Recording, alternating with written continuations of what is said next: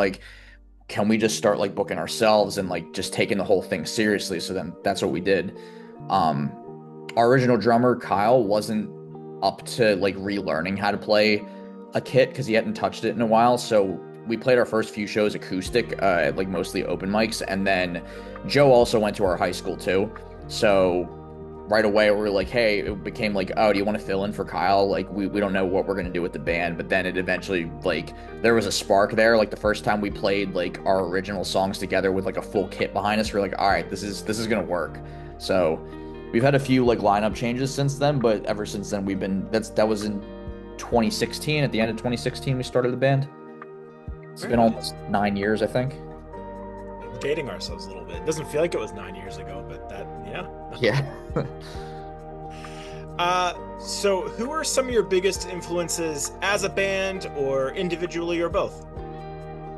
I think this is more of an individual question. Okay. Like, Um, as a band, I always say that we sound like Fall Out Boy, Motion City soundtrack, like Jimmy Eat World. Dev usually compares us to Jimmy Eat World or like Yellow Card.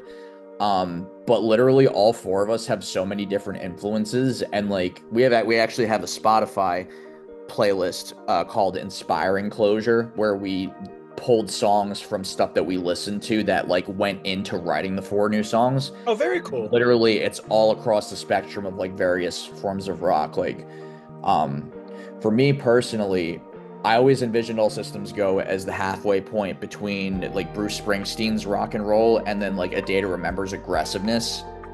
Like I can see that.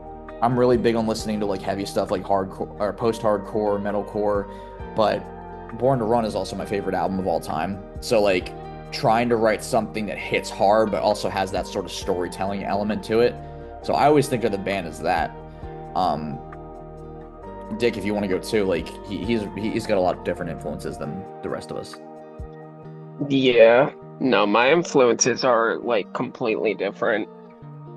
They range from like Iron Maiden, like Dio, to like Descendants, Pennywise, to like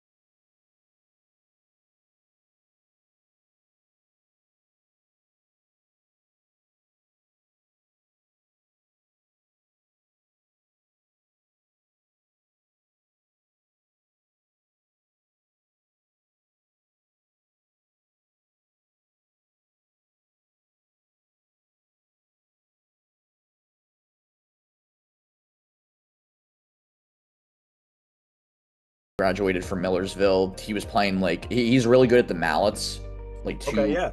two mallets in each hand on the marimba. Um, he's really well versed in all of that. Um,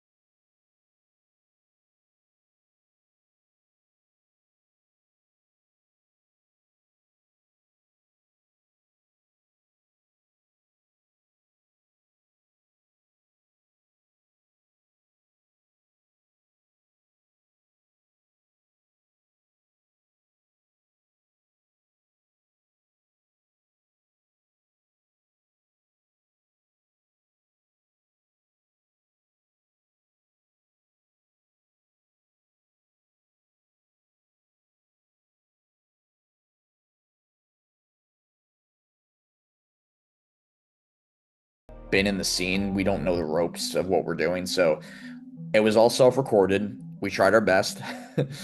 I think we paid way too much to have it mixed. Um, and we learned from that. Like the waiting room when we dropped it later, that was when everything started to become like really fun. I think like later in 2019 and onward was when it started to like really become something that we were super proud of. Which is not something most people would say about that time frame. So Yeah. I'm glad you guys had a good experience during that time frame. So speaking of that time frame, speaking of releasing Garden State Skies and releasing The Waiting Room, which is an EP. Yes. Okay, so you're coming out of the gate with a full album, an EP of new songs, and then boom, the world shuts down. So how did COVID? Here you guys are now. You got some experience under your belt. You got some songs under your belt. I imagine you're feeling pretty good. How does COVID affect the writing and the recording of stuff that moved forward, as well as the shows? For the music part of it, we dropped The Waiting Room in December of 2019. So you figure that's like 3 to 4 months away from before everything shuts down. Leading up to that, we were like, okay, we're going to put a lot of effort into like the songs. We work with a local studio. Our producer from that record, I think that was his first record that he ever produced in full. Jamie Gowell. He's in a metalcore band called Hillhaven that's doing pretty well right now. But everything about that record in comparison to how Garden State Skies was so fun. The recording process was way easier. December hits. We played, that was the December onward was the first time where we played a ton of shows just between putting that EP out and the world shutting down. Like, I think we played something like 12 or 13 shows in like a 2-month span or something like that to promote that. And that's when it's crazy because like that's when things started we started gaining traction. Like, oh, none of the songs on Garden State Skies even hit 300 yet, and then all of a sudden a month later, like the story so far is already at 1,000 plays on Spotify. It's like, oh, that's new territory for us. Going into 2020, we planned to do like kind of like the Weekender thing that we did that we've been doing like recently, but we were basically planning to do like either every other week or like almost every week throughout the summer, where we would probably have like 30 shows in like 3 months or something like that, and then lo and behold, everything just shuts down. But the good thing about the fact that we played so many shows starting at March 2020 when it was all over basically, we had a lot of money left over from shows and like merch sales and stuff. So we basically utilized every online resource that we had and threw like I think like $1,000 into random features, random like I know you're not supposed to do that, but that was just another learning thing, like paying to get on playlists and stuff like that. And it just slowly, like we kept growing from that. It was like, all right, we just put out this EP, like we can't play shows, but like a lot of bands, they'll just be like internet bands anyway. So why don't we just do that while we can? Maybe do like a live stream or two, because people started doing that too. Yeah. And that's actually, if we move ahead to 2021, when we've been doing it for a while, that's actually when we met Dick for the first time. So how was that experience for you, Dick? It was so like I was funny enough, during COVID we were doing a podcast which I will not mention because we did not edit and it would get raunchy at times. And not me, I was always cool with what I say, but I am not responsible for what other people say. Anyways, moving on. Basically, yeah, so the podcast I was involved with, we decided to have a streaming event, right? And, interviews, stuff like that throughout, and that's basically how I kind of met the guys. And it was just like a really quick thing, like we met each other, whatever. I'm actually pretty shy. So I was like, oh, those guys look scary, like, especially Devin. I've actually never said this before out loud, but Devin looks exactly like one of my childhood bullies. So when Oh my God. when I first saw him, I did not like him, if I'm being honest, because of that like Oh my God. association with my childhood bullies, and then I got to know him, and he's like one of the sweetest men I've met in my life. But That's yeah, great. it's like, we go from like me not liking Devin and then me just being like, I don't know these guys. They seem kind of awkward or whatever.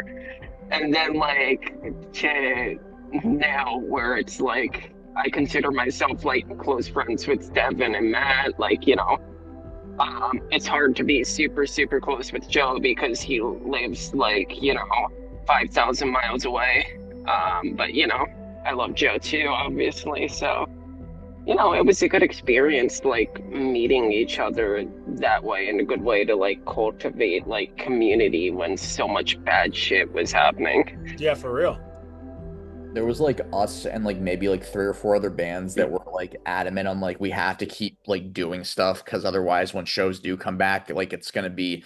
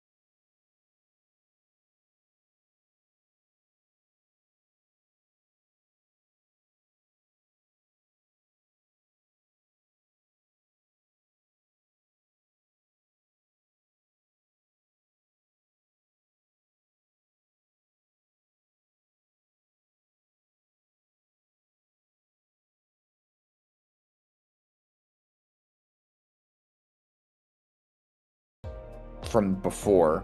We learned to know who we're working with and who we could trust to like mix and master and stuff like that. I think from there, I feel like we've been like on our own path kind of since coming out of the pandemic because it became less of figuring figuring out how to do stuff, and more of like how are we going to navigate things. So with the chapter that nonfiction was, there was a lot of shows. There was we didn't really get into touring as much, maybe a little bit more towards the end of that chapter. But I feel like from at that point, coming out of the pandemic, we were in control of like everything that we were doing, and that was already a big step up from like the front era of our band, essentially. Um, 2023, I think, was like it still might be. I'm not sure because we're still on the grind right now, and like we have a lot coming up anyway. 2023 so far has been like the high point of our band. Um, we did experience tragedy. Our bass player Dean passed away in July of 2023, so that kind of halted things. Um, at that point, we had played some of the biggest shows that we had ever played. Nonfiction was doing good, and every show that we were playing, we were having like people that we didn't know like kind of latch on and like become part of our band's community. So like that was also the first time, that chapter was also the first time that we experienced that we had people that we didn't know, not just our friends and family, like latch on, and like now they still come to the shows and stuff, which is pretty cool. Um, Dean's passing happened, and Dick joined the band shortly.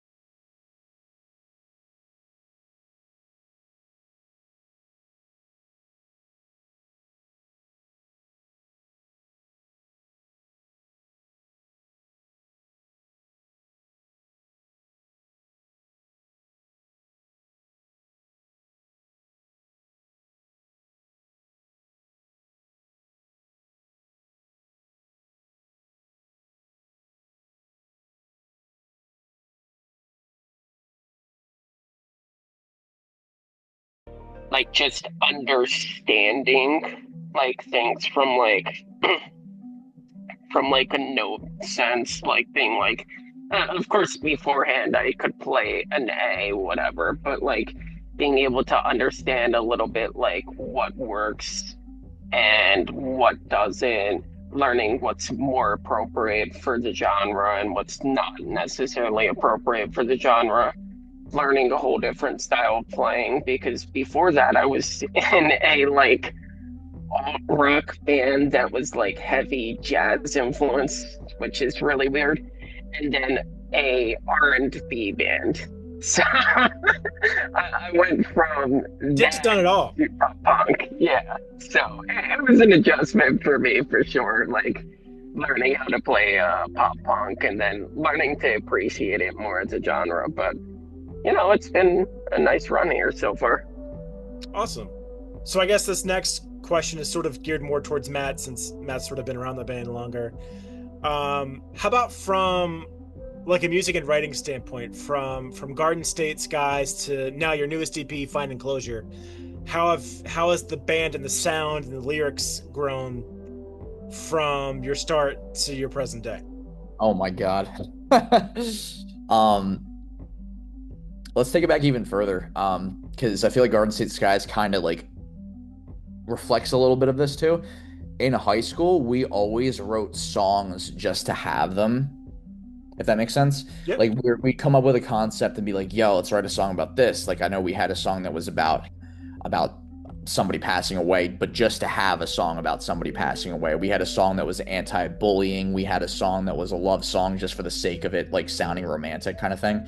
Garden State Skies was a little bit of the same of that, but the writing on it was a little bit more mature, I think. Mm-hmm. Like the first song that we ever wrote together or like compiled into like the band's like format together was a song that I wrote called London Lights, which was about my semester abroad in college. But also on that album, the first song, the opening track, Moonview Highway, is about Mario Kart. Like even if you like dissect that to what it actually is, it's actually about a time that when Mario Kart 8 first came out, me and my friends went to a Walmart that was like half an hour away at like 2:30 in the morning after midnight to go get it, and like was driving like 100 miles an hour down the highway the whole way on an empty road. And it's like, oh, that's kind of similar to the one level in the Wii game, Moonview Highway. So that's like where the title comes from. Oh, very cool. Yeah. It was just making like fun stuff. Like Garden State Skies was all making fun stuff like that. Mm-hmm. And then we graduated college and entered the real world. And then all the songs became about essentially like real world life experiences.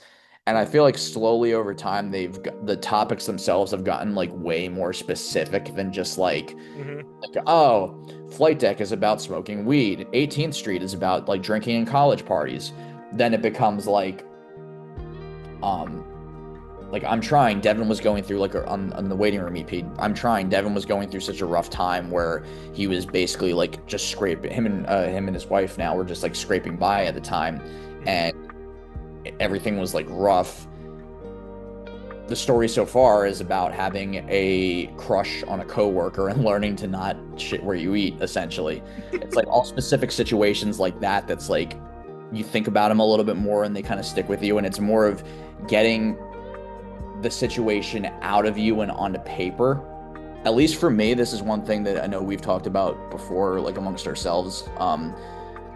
When I write a song personally, once it's on paper, whatever the situation that it was about, I like don't feel it anymore. Like if it was about something that was super depressing, and I feel like this kind of goes for the stuff that's on Finding Closure, like in a way. If it was something that was super upsetting, something that really like got me down or something, like all this, when it's on paper, the situation's over with.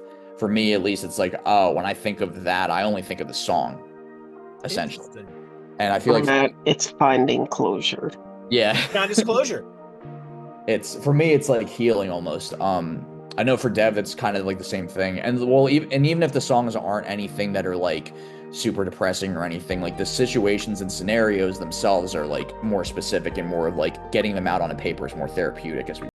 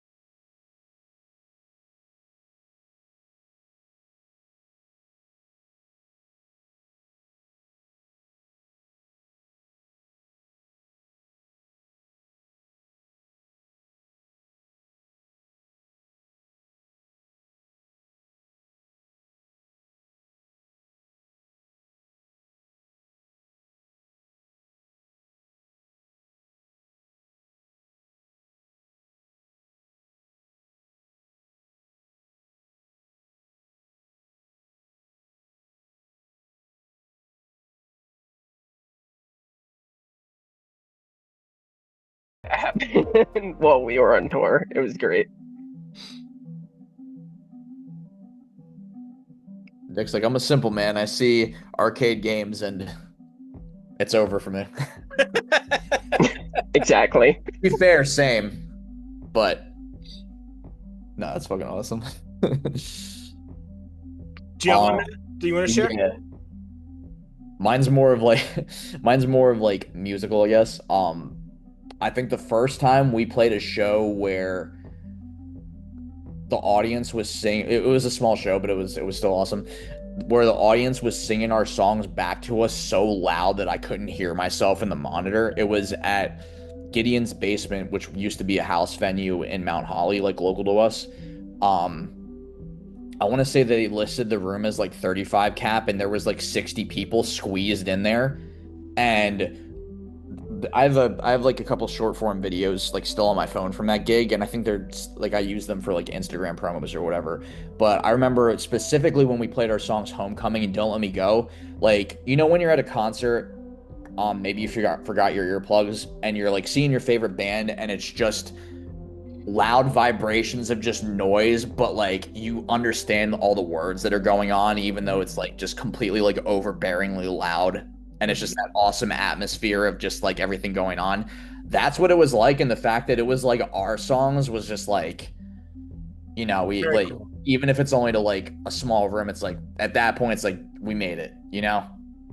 Best feeling in the world. And even still, like we're playing shows and you can hear that echo of everybody of the people in the crowd singing back, like underneath all the noise. It's just like that for me at least, like you can't top that. Very cool. Yeah, sounds like everything going well was not a bad thing this time. So I have one more before we wrap it up, and we're a little bit short on time. So let's try to do this one a little quick. I got a little game for us. It's called Tour With, Feature With, Done With. So I'm going to give you three bands. You got to pick one that you would, of the three, which one you would want to tour with, which one you'd want to feature on a track with, and then which one you would be done with, you'd never want to hear again. So in the spirit of the sort of pop punk genre, you can go by one if you want. Your bands are Blink 182, Green Day, and Sum 41. Tour with, feature with, done with. Hmm. Give me a song for like some 41. Give me like two songs. Fat Lip, the I know Health Fat song, Lip. Still What's Waiting. Oh, In Too Deep. I would have to hear them because some 41's one of those bands where it's 'Cause I'm like, in too deep and I'm trying to keep all the blood in my head. Instead of going under, 'cause I'm in too deep. That song.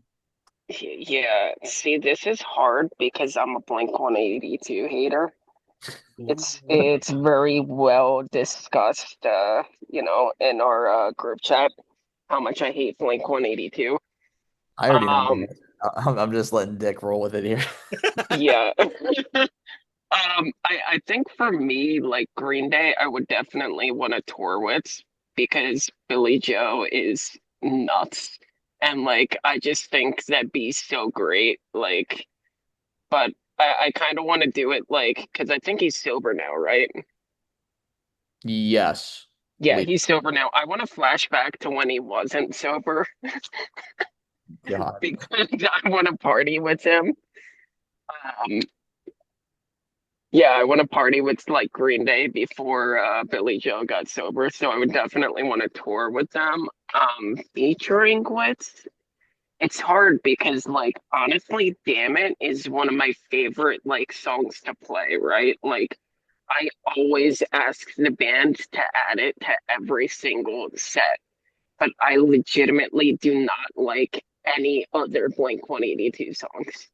So but then I don't listen to some 41 like that. So tentatively, I want to say feature with some, tentatively feature with some 41 done with Blink. Only the hard hitting questions you're on to think about it, channel. Yes. Matt, what about you? Definitely tour with Blink. I feel like I don't listen to him as much as our original bass player does. Augie named our band All Systems Go after the Boxcar Racer song. Biggest Blink fan that I know by a long shot, that we know by a long shot. Um, and also too, I feel like Blink also picks good lineups for when they tour. So that would be like the chance that we'd be like able to like be on the same bill as like The Story So Far or like Pierce the Veil or A Day to Remember. Like that's I feel like for us that would be a huge win regardless too. Hmm. Um, feature, I would go with Sum 41 because whether that would be like featuring Derek or somebody on a track essentially, right? Sure, yeah. Yeah. I feel like he's got that voice to where if we wrote something that was like hard hitting, he would be a good addition to it. Hmm.